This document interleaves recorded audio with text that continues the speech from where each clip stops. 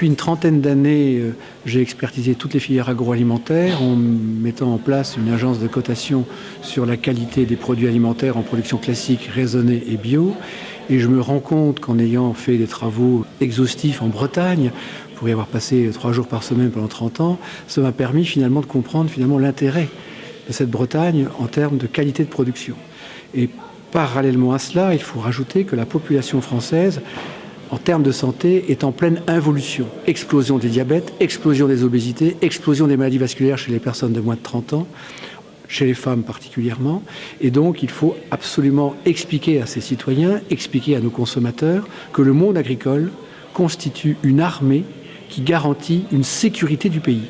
Car la première sécurité du pays, c'est de faire en sorte que le pays puisse se nourrir sans dépendre d'un tiers, afin de canaliser une qualité exigée par la population française en Europe, bien évidemment, en Europe. Mais cette qualité-là, elle est aujourd'hui une des meilleures au monde. Il ne faut pas la gâcher.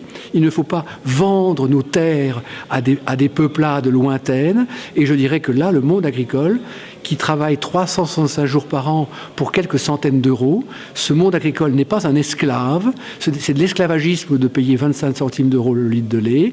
C'est fini. Il faut donner à l'agriculteur une place financière.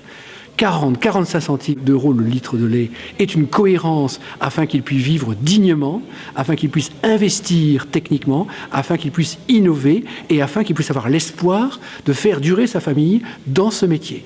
Et encore une fois, il est important que ce monde agricole soit respecté par le monde des consommateurs et particulièrement par l'éducation nationale, particulièrement par le monde médical et en faisant en sorte que le monde des agriculteurs puisse travailler de concert avec le monde de l'éducation nationale, de concert avec le monde médical, eh bien là, il y aura moins de bêtises audiovisuelles parisiennes qui se distilleraient de mois en mois et qui provoquent des crises terribles, parce qu'à chaque fois qu'une journaliste ou qu'un journaliste parisien raconte une sottise agressive sur une filière, on découvre des pertes financières colossales, parce que le consommateur ne sait plus où il en est en termes de qualité de production.